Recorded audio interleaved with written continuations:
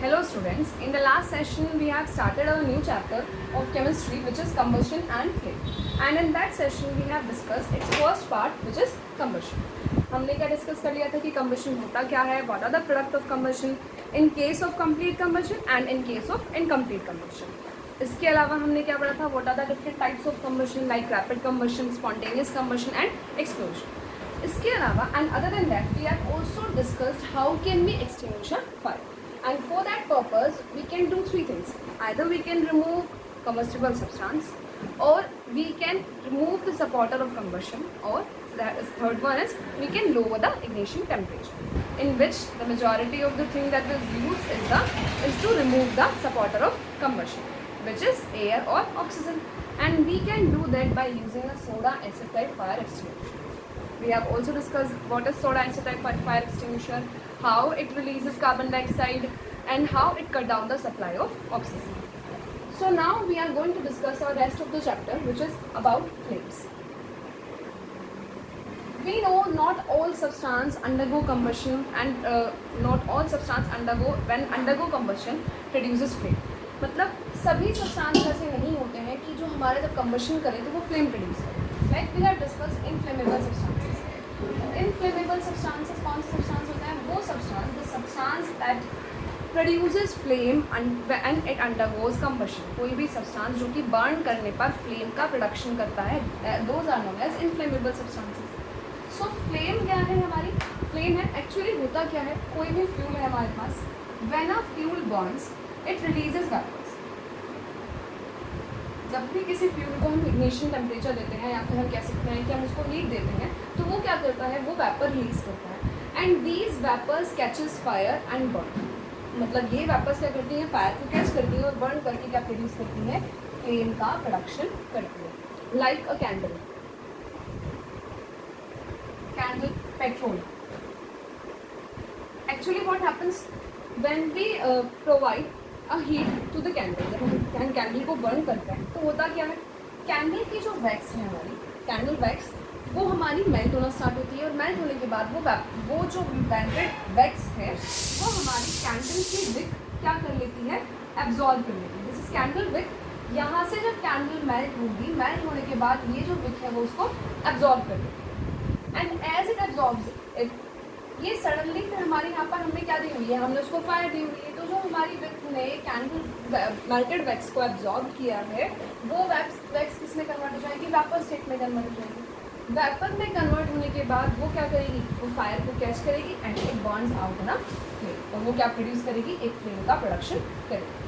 Same in the case of petrol. Petrol भी ऐसे होता है, जैसे हम उसको फायर देते हैं तो उसमें पेट्रोल में जो लिक्विड प्रेजेंट है वो वेपर स्टेट में बाहर रिलीज होता है एंड इट कैचेस फायर, और वो हमारे सडनली एक फ्लेम को प्रोड्यूस करती है. जबकि अगर हम किसकी बात करें, if we talk about coal, तो कोल के केस में ऐसा नहीं होता है. Coal does not produce any kind of vapour, so it does not produce any flame. Flame produce नहीं करेगा, it only gives the glow, मतलब हीट एनर्जी देता है और ग्लो करता है.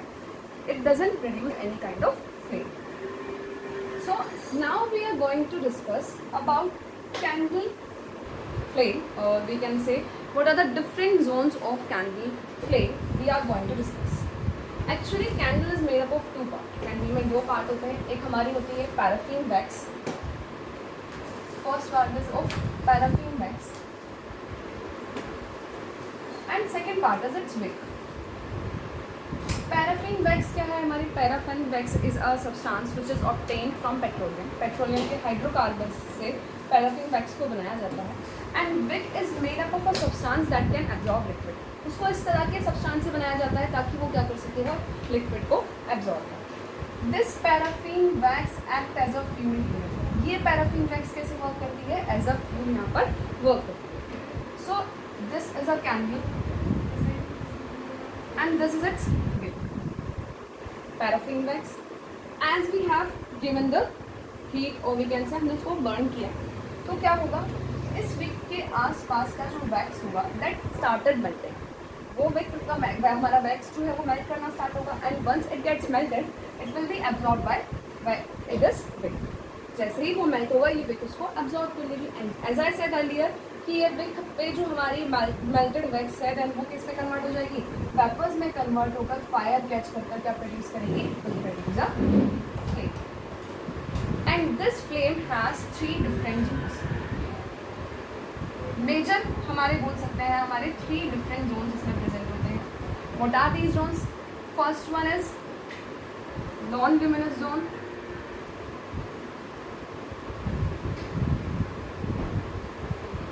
Second one is luminous zone, and the third one is dark zone.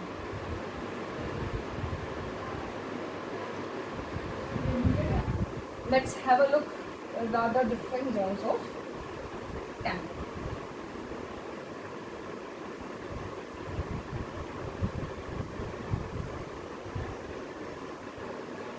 This one, outer one. This is the non-luminous zone, or we can say this is the zone of complete combustion. Complete combustion. वो candle का वो zone, हमारा candle flame का वो zone जहाँ पर हमारा कैसा कंबशन होता है, कंप्लीट कंबशन होता है, वो जोन हमारा क्या कहलाता है? Non luminous zone. And it is the outer most zone of the candle which is very thin and we sometimes can't be able to distinguish. मतलब कभी कभी ऐसा होता है हम इसको डिस्टिंग्विश भी नहीं कर पाते कि हमारी कैंडल में ये वाला जोन प्रेजेंट भी है नहीं. Is that question. If we talk about its colour, it looks blue. One thing I want to highlight here, that if anything undergoes complete combustion, it produces blue flame. Blue flame which is non-luminous. कोई भी वो substance जो कि complete combustion करता है वो कैसी flame produce करेगा? ब्लू फ्लेम प्रोड्यूस करेगा. And it is the non luminous one. That means it does not have any kind of light. Like our burner, हमारे जो LPG बर्नर्स होते हैं, हमारे जो किचन में बर्नर्स होते हैं, वो भी ब्लू फ्लेम प्रोड्यूस करते हैं.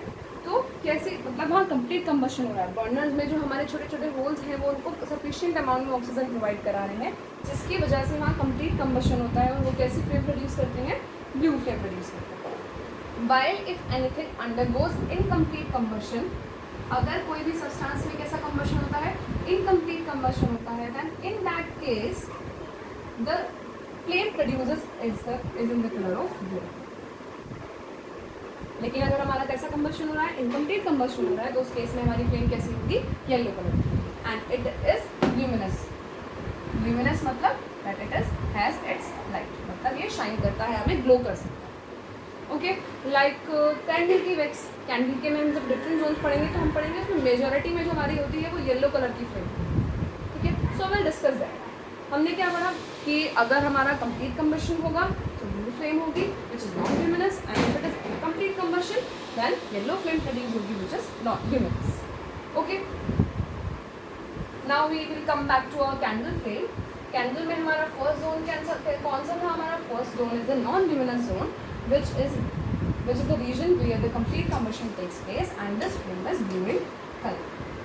thinnest part होता है, हमें इतना easily ऑब्जर्व हम इसको नहीं कर सकते. Second zone is the luminous. And as I said, luminous zone कौन सा जोन है? जहाँ पर हमारा कम्बशन कैसा होता है? इनकम्प्लीट कम्बशन होता है. इनकम्प्लीट कम्बशन का मतलब this zone do not get the sufficient amount of oxygen. Oxygen की जो अमाउंट है वो उसको पूरी तरीके से यहाँ पर नहीं मिल पाती है. That's why this zone is the incomplete zone of combustion and it is yellow in colour. And अगर हम हीट की बात करें तो सबसे ज़्यादा हीट कंप्लीट कम्बशन मतलब ल्यूमिनस जोन वाले में होती है. एंड देन हमारी उसके बाद हमारी आती है luminous zone. And luminous zone हमारा एक ऐसा रीजन है जिसके पास अगर किसी ऑब्जेक्ट को रखा जाए तो उसको ब्लैक कर देता है. मतलब अगर हम कोई भी ऑब्जेक्ट को फर्स्ट जोन पे रख रहे हैं, नॉन ल्यूमिनस जोन में रख रहे हैं, तो वो ब्लैक नहीं होगा, उस पर कोई इफेक्ट नहीं पड़ेगा. लेकिन अगर हम उसको इस वाले रीजन पे प्लेस करते हैं then it gets black in colour, मतलब वो ब्लैक ब्लैक कलर का हो जाता है. After that the third zone is the dark zone. Dark zone is the region where no combustion takes place. This is the region of complete combustion, this is the region of incomplete combustion and this is the region of no combustion. मतलब यहाँ पर किसी भी तरह का कोई combustion नहीं होता क्योंकि उसको सफिशिएंट अमाउंट में ऑक्सीजन मिल ही नहीं पाती. सफिशिएंट अमाउंट में भी नहीं बोलेंगे, ऑक्सीजन उसको मिल ही नहीं पाती. दैट्स वाई हमारा कंबशन नहीं होता है. And it is the dark zone and it is less hottest, मतलब सबसे कम हीट जहाँ पर होती है वो हमारी ये होती है. जैसे हम अपने जब हम सब बच्चे लोग क्या करते हैं कैंडल से इस तरीके से प्ले करते हैं, वो कैंडल के विक के पास से अपनी फिंगर हम ऐसे लेके जाते हैं तो हमारी फिंगर बर्न नहीं होती। वही रीज़न यही है क्योंकि यहाँ पर कंबशन ही नहीं हो रहा है, तो यहाँ पर हीट भी प्रोड्यूस नहीं होती। This zone is the dark zone. Other than that there is also a little zone, जो कि वैसे मेजॉरिटी में हमारे 3 मेजर जोन होते हैं, लेकिन एक जोन हमारा और होता है which is blue zone. Blue zone में हमारा क्या होता है, इनकम्प्लीट कंबशन होता है, जिसकी वजह से वहाँ कार्बन मोनोऑक्साइड प्रोड्यूस होता है।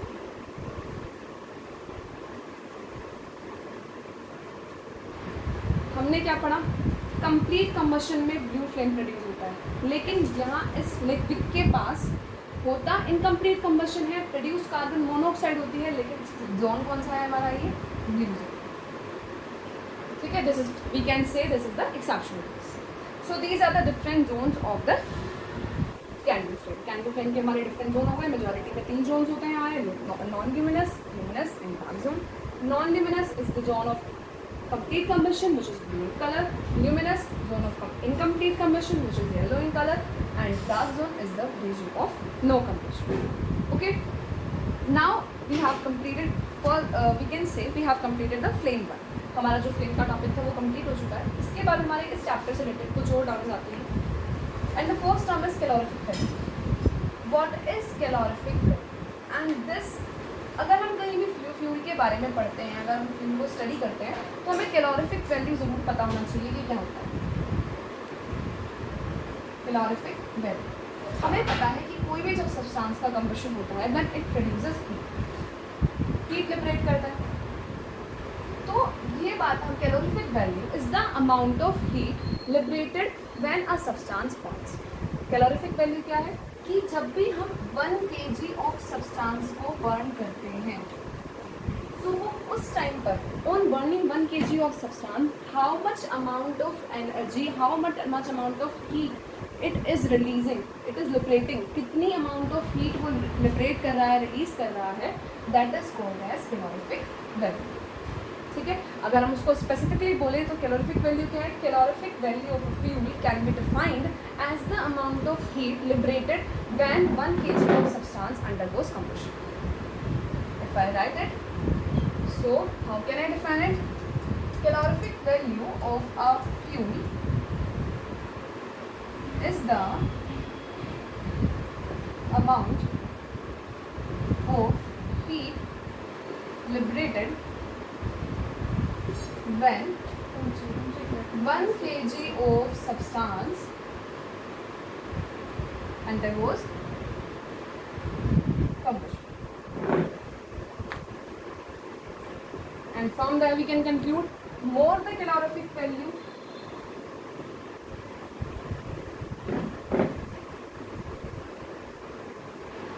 better is the fuel. मतलब जितनी अच्छी कैलोरीफिक वैल्यू होगी, higher the calorific value, we can say higher the calorific value better is the fuel. जितनी ज़्यादा कैलोरीफिक वैल्यू होगी फ्यूल की एफिशिएंसी, फ्यूल उतना ही अच्छा होगा। लाइक हमारा जो वुड काउडंग, सॉरी, जो हमारे काउडंग वगैरह होता है या फिर वुड होती है, उन वुड की अबाउट हमारी 17,000 के अराउंड कैलोरीफिक वैल्यू होती है। एंड अगर हम बात करें हाइड्रोजन की, तो हाइड्रोजन की हमारी कैलोरीफिक वैल्यू 1,50,000 होती है। It has the highest calorific value, that's why scientist are researching on that to make it a future fuel. And कुछ हद तक वो ऐसे सक्सेसफुल भी हुए हैं जहाँ पर हम हाइड्रोजन का एज अ फ्यूल यूज़ करते हैं, and in future it can replace other fuels because it has the highest calorific value and other features also. It does not produce any kind of pollution, so it is good to use. Okay, so we can say higher the calorific value, better is the fuel. अब बात आती है unit की। Unit और discuss कर लेते हैं इसकी।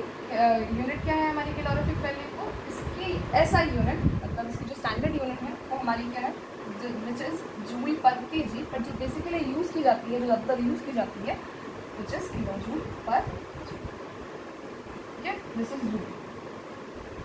मतलब पर केजी कितनी अमाउंट ऑफ हीट रिलीज हो रही है, कितनी जूल रिलीज एनर्जी रिलीज करता है, और वी कैन से कि पर केजी वो कितनी kilo joule of energy release करता है, that is the calorific value. Okay, now we are going to some characteristics of a good fuel.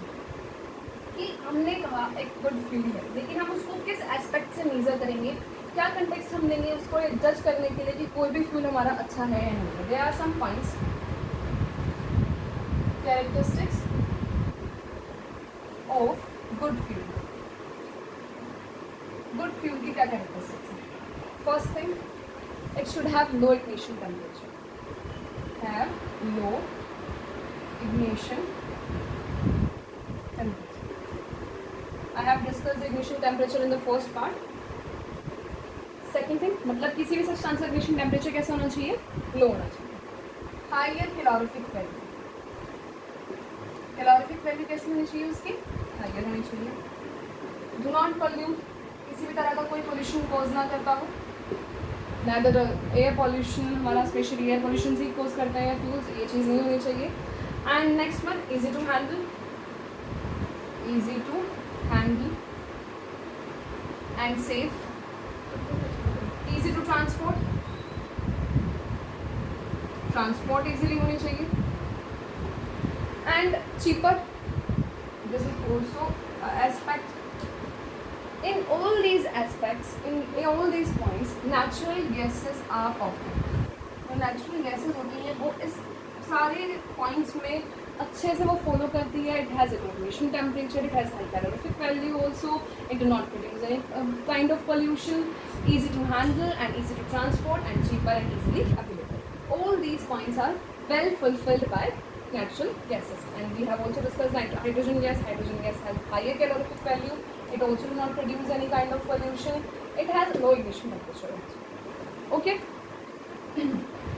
So these are the some characteristics of a good fuel. Next thing is, what are the types of fuel on the basis of its physical state. Next topic क्या है हमारा? Types of fuel on the basis of its physical state. Physical state मतलब उसका state कैसा है? Solid, liquid और gas. इस basis पर 3 टाइप्स के हमारे फ्यूल होते हैं. Solid fuel, liquid fuel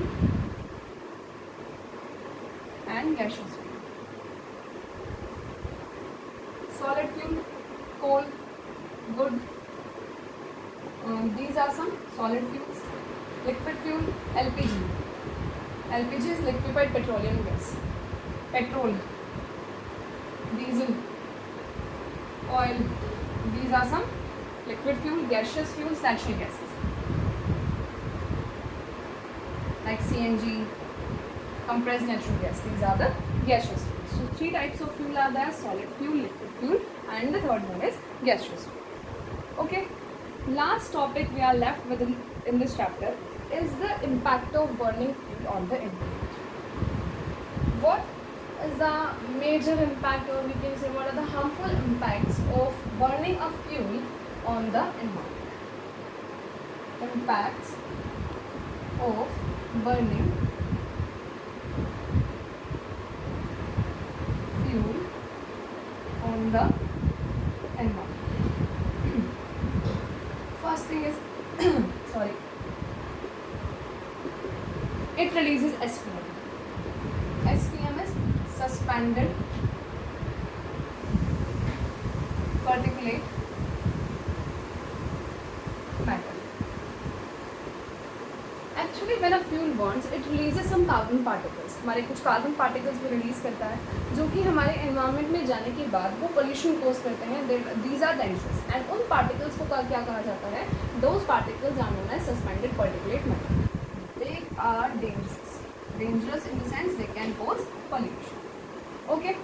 Second thing is, हमें पता है कि जब भी कोई सब्सटेंस का कम्बशन होता है तो वो क्या रिलीज करता है? वो कार्बन डाइऑक्साइड रिलीज करता है. एंड अगर फ्यूल को कॉन्टिन्यूसली बर्न करते रहेंगे तो कार्बन डाइऑक्साइड का जो अमाउंट है एटमॉस्फेयर में वो इंक्रीज होता रहेगा, जिसकी वजह से हमें क्या होता है? ग्लोबल वार्मिंग इंक्रीज होगी.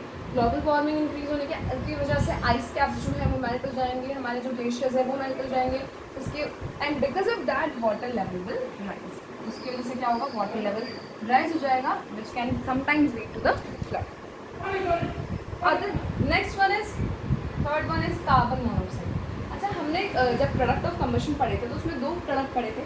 When a substance undergo combustion completely, that means it gets the sufficient amount of oxygen, then it produces carbon dioxide. Carbon dioxide क्या कर सकती है? Global warming cause कर सकती है. Another thing which is incomplete combustion जब भी कोई सब्सटेंस करता है तो वो क्या रिलीज करता है, कार्बन मोनोऑक्साइड रिलीज करता है। ये क्या है हमारी carbon monoxide, and this carbon monoxide can leads to the death of the organism. मैंने पहले भी डिस्कस किया था कि अगर कार्बन मोनोऑक्साइड एटमॉस्फेयर में बढ़ इंक्रीज हो जाती है than it will replace oxygen in our body. हमारी बॉडी में जो ऑक्सीजन कैरी आउट होती है उसको रिप्लेस करके खुद अटैच हो जाती है, and due to that we can feel suffocate, and at a time we can suffocation की वजह से मतलब एक तरह से डेथ भी हो सकती है। अदर इसके अलावा सिर्फ ऐसा नहीं है कि जब भी कोई सब्सटेंस बर्न होता है तो सिर्फ वो CO2 या फिर कार्बन मोनोऑक्साइड ही रिलीज़ करता है। कुछ हमारे सब्सटेंसेस ऐसे भी होते हैं, कुछ हमारे फ्यूल ऐसे भी होते हैं जो कि सल्फर डाइऑक्साइड रिलीज़ करते हैं, SO2 रिलीज़ करते हैं, and this SO2 on mixing with rain produces sulphuric acid which is H2SO4 which can lead to acid rain, and this is harmful for our crops, for our soil, जो कि हमारे crops को destroy कर सकती हैं, and हमारी जो buildings हैं, मॉन्यूमेंट्स हैं, वो एसिड रेन की वजह से डैमेज हो जाते हैं। क्या कार्बन डाइऑक्साइड रिलीज करते हैं, कार्बन फ्यूल्स बर्न करने पे, कार्बन मोनोऑक्साइड प्रोड्यूस करते हैं, सल्फर डाइऑक्साइड प्रोड्यूस करते हैं। इसके अलावा कुछ नाइट्रोजन के ऑक्साइड्स भी रिलीज करते हैं। Those nitrogen oxides can also lead to the different kind of conditions, pollution cause करते हैं। कुछ हमारे लेड के कंपाउंड्स रिलीज करते हैं। लेड कंपाउंड्स भी डिजास्टर्स होते हैं। लेड कंपाउंड्स क्या कर सकते हैं, व्हीकल्स वगैरह से रिलीज करते हैं, और इसीलिए क्या किया जाता है आजकल पेट्रोल में स्पेशली होता है। अच्छा, पेट्रोल में क्या किया जाता है, पेट्रोल को लेडेड, उसमें लेड को लोड किया जाता है, मतलब लेडेड पेट्रोल यूज़ किया जाता है। लेकिन आजकल जो हम अपने एनवायरनमेंट को प्रिवेंट करने के जो मेजर्स लिए जाते हैं उसमें अनलेडेड पेट्रोल का यूज़ करना अब बता दिया गया है। मतलब अब ज़्यादातर जो पेट्रोल सप्लाई किया जाता है that is unleaded petrol. There are other harmful effects also like oil spills. Tankers के थ्रू जब भी ऑयल ट्रांसपोर्ट किया जाता है, या फिर हम बोले जो शिप्स होती हैं उनके थ्रू जब ऑयल ट्रांसपोर्ट किया जाता है, then there are some chances of oil spills. Oil spill का मतलब जैसे हमारी ये बोट है, इसमें हमने टैंकर पहले पे ऑयल फिल करके बाय सी उसको ट्रांसपोर्ट किया जा रहा है, तो there are chances of leakage. वो लीक होकर हमारा था सी में एंटर हो जाएगा। सी में ऑयल एंटर होगा तो वो हमारे एक्वेटिक लाइफ को डैमेज कर सकता है, डिस्टर्ब कर सकता है।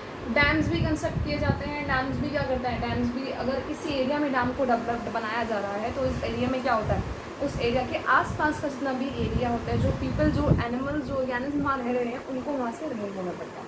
कभी कभी ऐसा भी होता है कि डैम की वजह से अर्थक्वेक भी आ जाता है, एक्वेटिक लाइफ भी डिस्टर्ब होती है। और इसके अलावा हमारी रेडिएशन, न्यूक्लियर पावर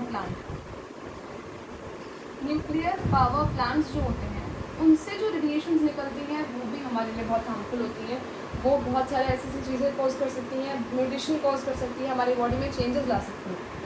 एंड अगर किसी भी एक न्यूक्लियर पावर प्लांट में कहीं भी छोटा सा भी एक्सप्लोजन होता है, कहीं भी कोई भी डैमेज होता है, that can lead to major disaster, मतलब बहुत बड़े बड़े डिजास्टर को वो लीड कर सकते हैं। So these are the some impacts of burning of fuel and this is all about your chapter combustion and its flame. I hope you all got the session, and please before going for this video, please watch the first session. पहला session देखिए, वहाँ पर combustion को discuss है, कुछ terms ऐसे ignition temperature that I discussed in the first session. So please go through that video also, and thank you so much. I hope you all have enjoyed the session. Thank you.